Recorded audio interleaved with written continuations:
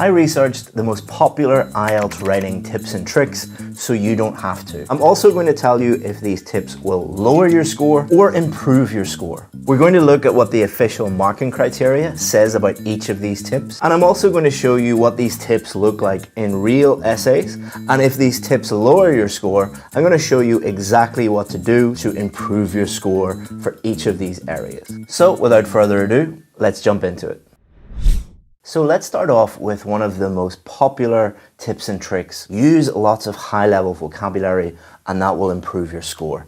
Is this tip correct? So the most popular IELTS video over the last year with 6.5 million views, so a lot of people are following this tip. This video tells you exactly that.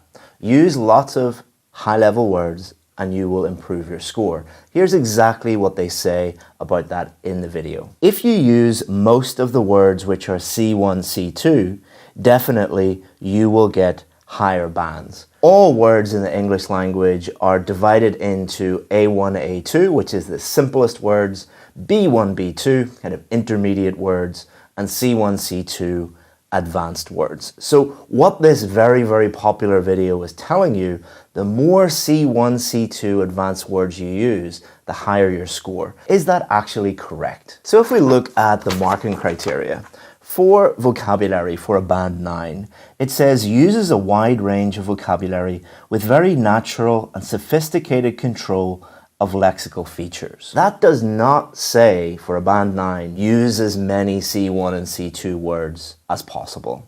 What it talks about there in the keyword is natural. Another way of saying this is if you were a native English speaker, what type of vocabulary would you use to discuss the topics and the questions that are asked on test day? And if we look down at band 6 in the marking criteria, what it says is attempts to use less common vocabulary, but with some inaccuracy. So this is probably the most common band that examiners give for vocabulary, because what that is saying is students attempt to use high-level C1, C2 words, but they do so inaccurately. What the marking criteria says is there is a balance between range, using high-level vocabulary, and accuracy. So what it is saying is, yes, if you can use words accurately, use them. But if you use them inaccurately, you're going to get a low score. You're probably only going to get a 6. Let's have a look at what IDP say about this. Writing is a means of communicating your thoughts to the reader.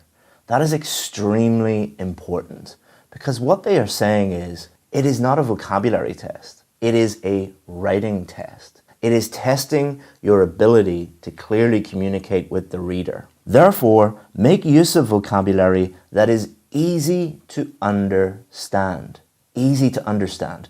Do easy to understand and lots of big words go together? No. Also, only use words you can spell. In other words, only use words that you know how to spell, because if you memorize lots of big words, you probably won't be able to spell them correctly. And if you spell them incorrectly, that is an indication to the examiner, and we go back to band 6, that you are using these words inaccurately. If we go and analyze the thousands of band 7, 8, and 9 success stories that we have on our VIP course, not a single one of these students ever said that they got a high score because they used lots of high-level words. Most of them, when we interview them, what they say is they simplified their vocabulary and their vocabulary score improved. And many, many of them, hundreds of them, talk about how they were taught this tip, this trick of memorizing lots of C1 and C2 words, and that's the reason why they failed 3, 4, 5, 6, 7, 8, 9, 10 times. Now, am I being too harsh on these YouTubers? Well, not really. If we look at 2 other of the most popular videos related to vocabulary tips and tricks, one of them is use these 5 words to score high, and the other one is IELTS writing vocabulary, 25 band 9 words. And you'll hear a lot of teachers giving you this type of information. Use these words. These are high-level words. Well, what I did was I took the words from those popular videos and I wrote a paragraph using those popular words that these videos suggest that if you use them, you'll get a high score. So what I've done here is wrote a paragraph about how to solve the problem of global warming using electric cars. There are a plethora of reasons why the breakthrough of electric cars helps prevent the imminent global warming dilemma. To elucidate, their immense acceleration breakthrough is mesmerizing, which exacerbates the deterioration of fossil fuel-powered internal combustion engines. Compare that with a student who just focuses on what IDP suggests that they should do, which is clearly communicate with the examiner. Electric cars help reduce the impact of global warming because they produce less CO2. There aren't any fancy words in this second paragraph, but they are all correct. And every word in that paragraph helps the reader. That is what they are testing. Do you know how to communicate with the reader?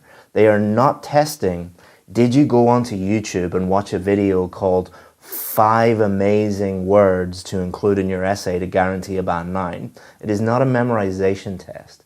It is a written communication test in English. So is this popular tip correct? No, it is totally wrong. So the next IELTS writing tip and trick that you'll see is use lots of linking words and you will get a high score. And the more complex linking words you use, the more advanced linking words you use, the higher your score. Is this actually true? Well, what I did was I went and looked at Google. So I Googled IELTS linking words and I looked at the most popular article, and this is what that article said. They need more connecting words for IELTS higher band descriptors. Very, very clear. They're talking about students. So they're saying students need more linking words, more connecting words to get one of the higher bands. Pretty clear what this teacher is suggesting. I also looked at the most popular video on YouTube teaching you about linking words, and this is what they said. To get a high score in IELTS writing, you must use some more formal linking words. So what this teacher is suggesting is you use more formal linking words. Now, this teacher, who has more than 1 million subscribers, is making a very common error that a lot of teachers make and a lot of students make because their teachers pass it on to them, which is confusing the word formal with advanced. What this teacher is teaching you is use lots of formal linking words, which they mean advanced because they go on to explain that in the video. So again, the most popular blog and the most popular video are teaching you this tip, which is use lots of high-level linking words. So if we look at the official marking criteria, what it says for band 9 for coherence and cohesion is very, very interesting. Uses cohesion in such a way that attracts no attention. In other words, if a native English speaker was reading your writing, was reading your essay, would they notice that there are too many linking words in there? And would they notice that the linking words just look weird, that they are overly formal, they're overly complex? And the British Council go into more detail on their website on this, and what they say is don't overuse linking words. Pretty clear what the British Council think about that, which is the direct opposite to what the most popular teachers are teaching you. It also says, or use them inappropriately. So inappropriate is different from inaccurate. Inaccurate refers to the spelling is wrong or the meaning is wrong. Inappropriate means that you're using too many of them. You don't need to use a linking word in that scenario. So the British Council, who developed the test, marked the test, they are being very, very explicit on what you should and shouldn't do. Also, don't always use linking words at the beginning of sentences. Again, from the British Council, don't always use linking words at the beginning of sentences. The reason why they're telling you that is because they know that many, many teachers around the world teach you that you should start every sentence or include a linking word in every sentence. The British Council says it's wrong. On the IDP website, when they give advice on linking words, they only show the simplest linking words. Why would IDP suggest that you only use the simplest linking words? Maybe that's what they want you to do to get a higher score. And if we go back to the marking criteria, what does it say for a band 6 for coherence and cohesion? Uses cohesive devices effectively, but cohesion within and or between sentences may be faulty or mechanical. Faulty means you're using them inappropriately or inaccurately. Mechanical means that you're adding them in like a robot. So if you programmed a robot and told the robot, use lots of linking words and make those words really high level, that is what a robot would do. And that is what a lot of band 6 essays look like. It's like that programmed robot that has been told, add in lots of linking words. That's what those essays look like. Quickly, to talk about our VIP students, not a single VIP student has ever said, I improved my score by including lots of linking words. So the evidence is quite clear, but let's have a look at an essay. Compare this paragraph with a student who knows what they're doing. To begin with, electric cars help reduce the impact of global warming. As a result, they produce less CO2. Consequently, less carbon dioxide is released into the atmosphere. Therefore, higher levels of greenhouse gases are not present in the atmosphere. Consequently, global warming is reduced. This student is more focused on including lots of linking words than they are answering the question. In fact, the linking words are actually leading to a lot of repetition. They're basically just saying the same thing again and again. Compare that with this student. Electric cars help reduce the impact of global warming because they produce less CO2. The only linking word in that paragraph is because. Because is one of the most common words in the whole English language. Just because a word is common doesn't mean that it is a bad word. It's probably common because it is extremely useful for clear communication. This student uses cohesion in a way that you don't even notice. You probably didn't even notice, it didn't draw any attention to the fact that they used a linking word. This student, on the other hand, if you look at there, you're like, wow, that's a lot of linking words. What does it say for band 9?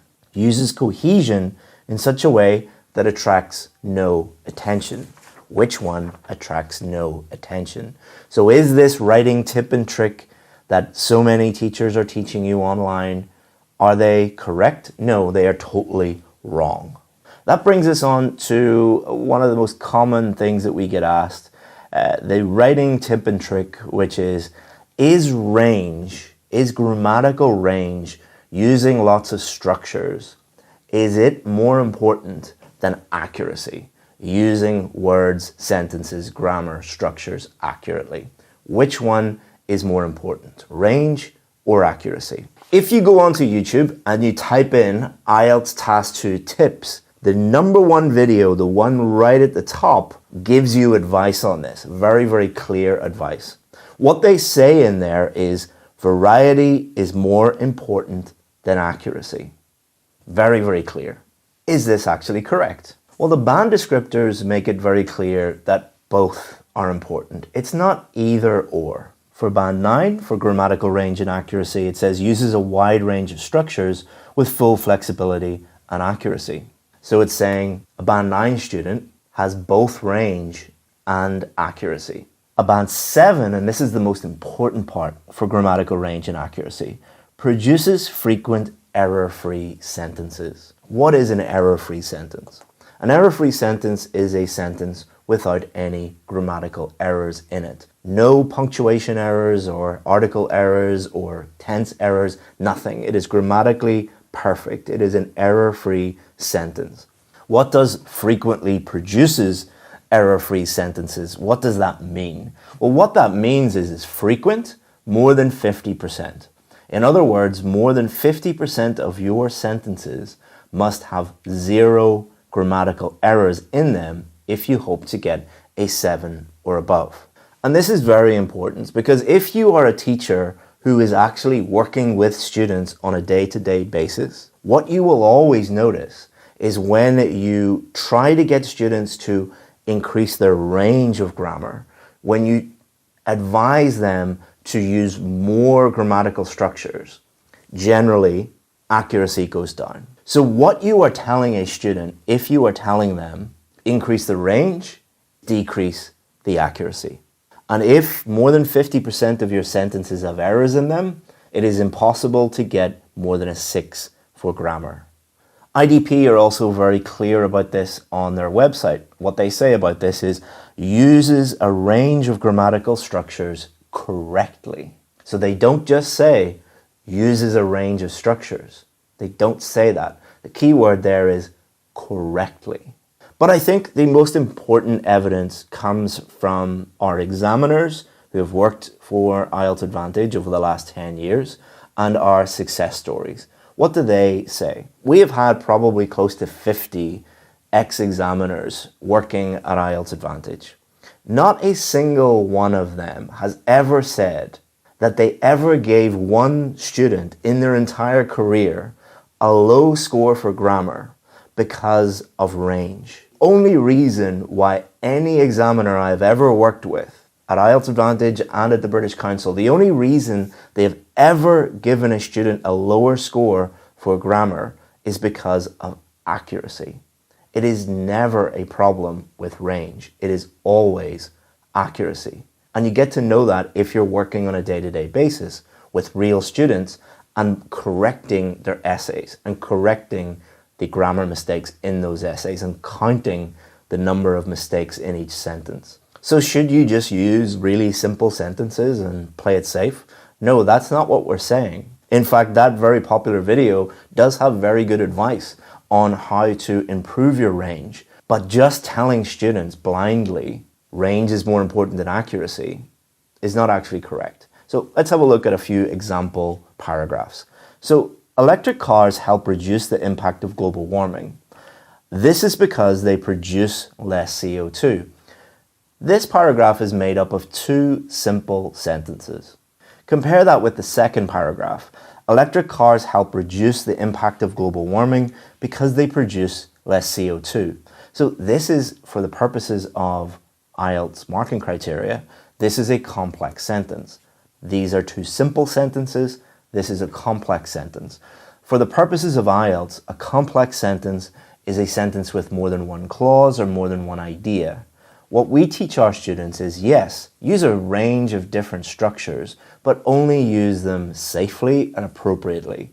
If you know how to use that structure and it's appropriate to do so and it's accurate, then use it. And as you can see here, it is actually quite easy to produce error-free sentences and use a range of vocabulary at the same time. Now, if you wanted to push that even further, you could use this. If electric cars hope to reduce the impact of global warming, they will have to produce less CO2. Now, this student is using a complex sentence, but they're also using conditionals, and they're also using future structures. But you don't have to use this. For the purposes of the IELTS marking criteria, if the examiner was looking at the purple sentence and the red sentence, they would be happy with both of them. There are no mistakes in either of them.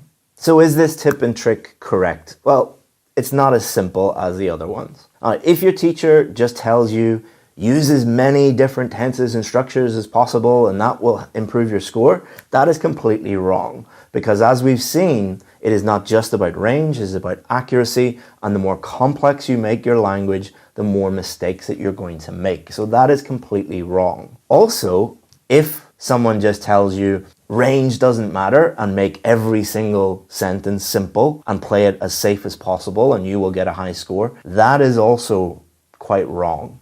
It is about balance. Use appropriate structures, appropriate tenses, appropriate complexity to write your essay, but really focus on reducing the number of mistakes that you are making. The advice that we give our VAP students is range will take care of itself.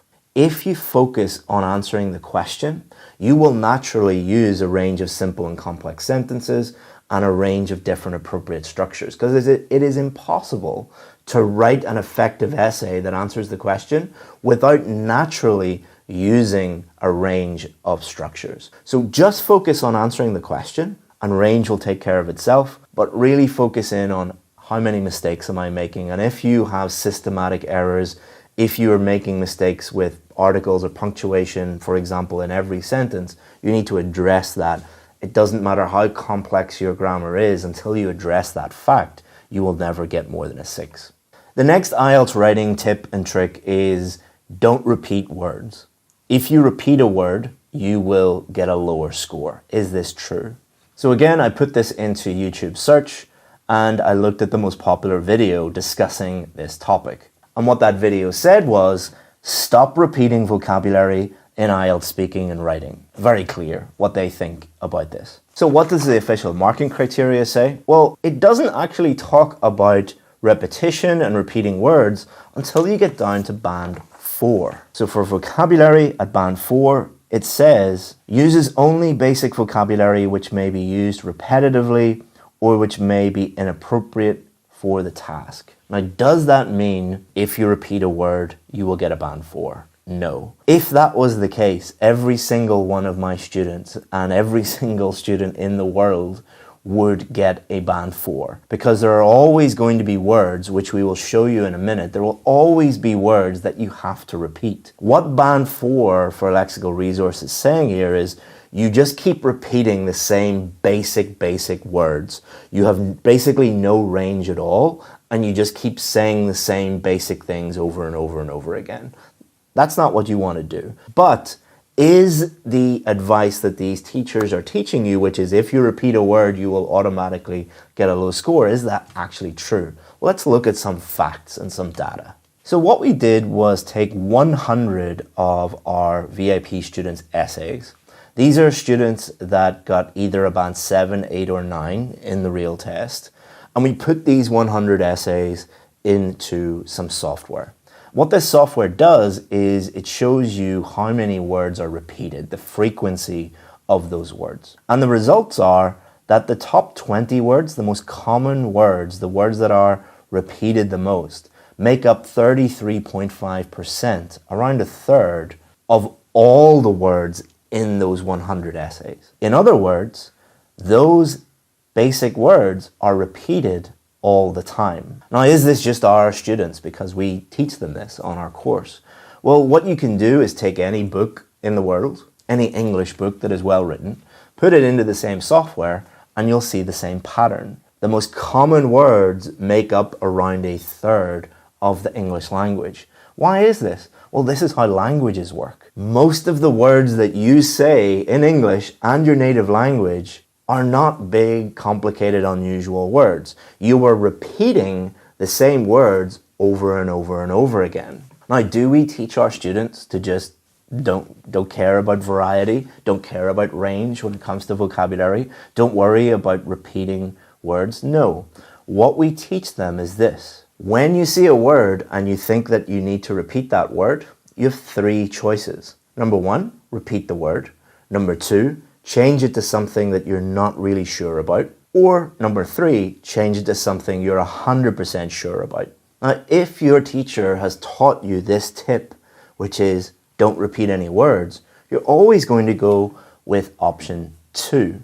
You're going to continually change words to things that you're not really sure about. What does the marking criteria say about that? Well, it talks about inaccuracy. It talks about spelling mistakes, meaning mistakes, collocation mistakes. If you're making lots of mistakes, you get a lower vocabulary score. What we teach our students is choose option 1 or option 3. If you can change it to something that you know is 100% correct, you know the spelling, collocations, meaning especially, change it. But if you don't, repeat the word. That is going to produce an essay that has a wide enough range to get a high score, but most importantly, it will be accurate. But even more importantly, the student is not going to be stressed out, because if you teach a student that you can never repeat a word, the IELTS writing exam is going to be one of the most stressful experiences that they ever encounter. they're going to see lots and lots and lots of these words that are constantly repeated, and they know that you've told them if you repeat a word, you'll fail your test, you'll get a low score. So they're forced to change it to stuff that they know is wrong. If you are stressed out and if you're wasting time, do you think that you're going to get a high score? Again, there's a huge difference between making videos on YouTube and working on a day-to-day basis with real students and seeing what tips and tricks, what actually works on the ground on test day. This tip is completely wrong. The next tip and trick is that you need to include a hook in your introduction. When I searched Google and YouTube for this, I found a teacher that has taken this to a whole new level. What they have done is they have given their students templates that include hooks in the introductions and thesis statements and outline statements and background statements. And what they are teaching their students is memorize these templates, insert some of your ideas in there, and you're going to wow the examiner and get a high score. And this is becoming more and more and more common among students. Real examiners are starting to see the same templates which include hooks in them every single time. And one of the things that examiners find quite funny is, what is a hook? Well, a hook is designed to hook the reader in to get their attention. The only thing hooking the examiner, the only reason why they're looking at your essay is because they're being paid to do so. They would rather do anything in this world but look at your essay, no matter how amazing your hook is. They're only doing it because they're doing their job. It would be like teaching someone that you need to have an interesting introduction to ordering a burger in McDonald's. The person doesn't care how you greet them in McDonald's. You're just another customer. So what does the marking criteria say about this? Well, some very interesting stuff. Band 0. How can you get a band 0? Well, number one, you could not attend. You could stay at home in your bed. If you did that, you would get a band 0. Or you can get a band 0 if you go to the test center and you fall asleep and you don't write anything. You will get a band 0. Does not attempt the task in any way. Or if you write a totally memorized response. What they are telling you is memorizing these templates is the same as a student that falls asleep for the entirety of the IELTS writing test. IDP on their website says, don't use any memorized language, phrases, or examples throughout your essay. They are easy for examiners to spot and don't demonstrate your ability to write fluently. Pretty clear from IDP. IDP also says, don't tell the examiner what you are going to say in your essay. In other words, don't include outline thesis statements like this essay will discuss blah, blah, blah, blah, blah. So what I've done is I've taken the most popular template online and I've answered a question with it. It has been universally accepted that the problem, so an article mistake straight away, the problem of climate change is escalating at an alarming rate. The problem is bringing a state of depression among the masses and in the economy too. They have another article mistake. So this teacher who wrote this doesn't know how to use articles or use Grammarly. There are a plethora, so another grammatical mistake. I didn't make this up. This is exactly what you will find on the internet. This is the most popular template. There are a plethora of reasons of the same, and it's possible solutions can be suggested too, which are discussed below, outlining what you're going to say, exactly what the examiners and IDP say that you should not do. Also, just ask yourself, does this make sense? Climate change is causing a state of depression among the masses. Literally, most people have a clinical mental disorder because of climate change. Are you going to write about that in your essay? And also, the economy is affected. So are you going to talk about clinical depression and the effect on the economy? Because you put it in your introduction, you better discuss that in the rest of your essay. Now, compare that with a student that is using no memorization. What they are doing instead is just clearly answering the question. Climate change is one of the gravest dangers humanity faces. Instead of memorizing a hook, what they're doing is they are paraphrasing the question. This is demonstrating to the examiner that you've understood the question, you know what you're doing, you know how to paraphrase, your vocabulary is good, and your grammar is good. Those are 5 very good things. This is caused by an increase in the level of carbon dioxide in the atmosphere. You've just answered question 1 straight away in your introduction. And the most viable solution is the introduction of electric cars. You've answered question 2. So you're not telling the examiner what you are going to discuss, you're telling them straight away, this is the answer to these questions, and then in your main body, you can go into detail. And also, if you think about it, what you are saying to the examiner, if you write this, is you are dumb. You are saying to the examiner, I think that you are so stupid that I'm going to use the most popular template online that tens of thousands, maybe even 100,000 students have used before, and I don't think that you're going to notice because you're dumb. Do you think that's creating a great impression for what you're trying to do here? So do you think this is right or wrong? This tip is absolutely wrong. The next IELTS writing tip and trick is use statistics and surveys and research in your examples, and that is going to improve the strength of your examples in your essay. So I went onto YouTube and I found the most popular video on how to use examples, and the video includes statistics. Now, this video was made a very long time ago, and let me make a confession. I used to do exactly the same thing with my students. We all did. It was actually standard practice 5 to 7 years ago to tell students that if you include statistics, it's absolutely fine, and it's just an easy way to create examples, because a lot of students were having problems at thinking of examples. So what I and a lot of other teachers taught them was look at your main idea and create a survey or a study. 47% of people did this, for example. Add that in and you'll get a high score. The problem is students used this incorrectly. So what we were teaching our students was match your main idea to your example and make sure that your example makes sense. If your example doesn't make any sense, it is not a good example and you're wasting your time. But how a lot of teachers and students interpreted that advice was just include lots of data and surveys and don't worry about whether they make sense. So IDP noticed that a lot of students were using this technique, put out on their website recently, I think last year, and they said, don't present recent research or statistics related to the topic. So what IDP are saying is, stop using this. We stopped advising students to do this by 2 or 3 years ago, because again, we're working day to day with students, and we just noticed that students would mess this up. You would get students writing statistics such as 98% of people in the UK died from smoking. It doesn't make any sense. So let's look at the example from the most popular YouTube video on how to do this.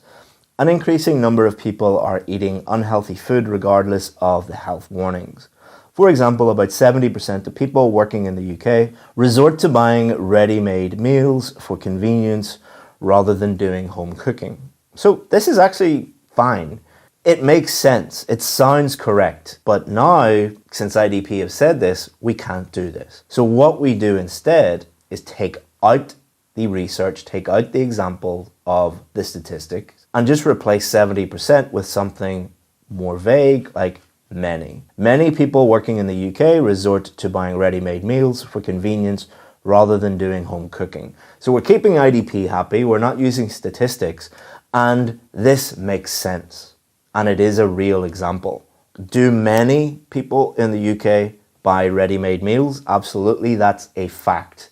And this example is good because it's connected to the main idea and it makes sense. So instead of thinking about, should I use statistics, just what is an example of the thing that I'm talking about? What is an example of the main idea of this topic? And if you do that, you'll be fine. So is this common tip and trick correct? No, don't use statistics.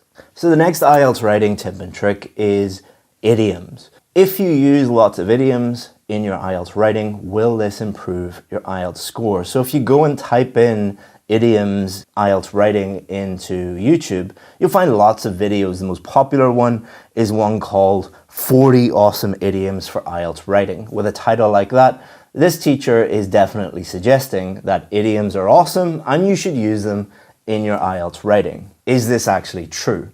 Well, what does the marking criteria say? Well, the writing criteria says nothing about idioms. It is silent on idioms, but the speaking marking criteria talks about them. What does the speaking marking criteria say? Well, the speaking marking criteria talks about idiomatic language. And this reveals to you a lot about the tips and tricks that you will see on YouTube especially. The reason why teachers are teaching you use lots of idioms to improve your score is, number one, they have confused the speaking test with the writing test. And number two, they don't know what idiomatic language means. Idiomatic language does not mean idioms. Idiomatic language means natural language that native English speakers would use. That includes idioms, but that is just a small part of idiomatic language. If you know native English speakers, listen to them for 5 minutes. Count how many idioms they use, probably 0. IDP has a video on their website called Where Can I Use Idioms in My IELTS Test? And they only mention speaking and task 1 general training informal letters. Why? Because speaking and task 1 general training informal letters are informal. Idioms are informal. That means that you should not use them in writing task 2 or task 1 academic or general training task 1 formal letters. IDP on their website also says on their guide to IELTS writing, don't use idioms. Pretty clear. I've also never met a real ex-examiner or a real successful student who used this tactic, who tried to include lots of idioms and eventually got a high score using that tactic. Just doesn't work. So is it correct? No, it's not correct. The next tips and tricks are about word length. So for task 2, you will often hear teachers teaching their students that you must write more than 250 words. This is absolutely correct. I'm not going to go into detail on this because it's very, very simple. You must, if you want a high score, you must write more than 250 words. But what is more worrying is there's lots of tips and tricks out there that teach you that the more you write, the higher your score. This is absolutely false for 2 reasons. Number 1, if you think about it, if this were true, all you would have to do is just write lots of words and you would get a high score. That's not actually testing your ability to clearly communicate in English. Secondly, from a tactical point of view, from working with real students, what you will notice if you are a real teacher working with real students is once students start to write more than 300 words, 2 things happen. Number 1, they generally go off topic. And number 2, they don't have enough time to check their work, proofread their work, and move on and do task 1 and get everything done on time. So more than 250? Absolutely, this tip is correct.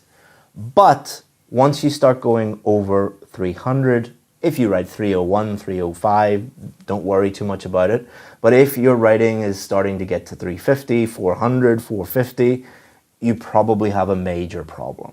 If you want to see what those tips look like in a real essay, what I've done is I've taken a Band 6 essay and transformed it into a Band 8 essay.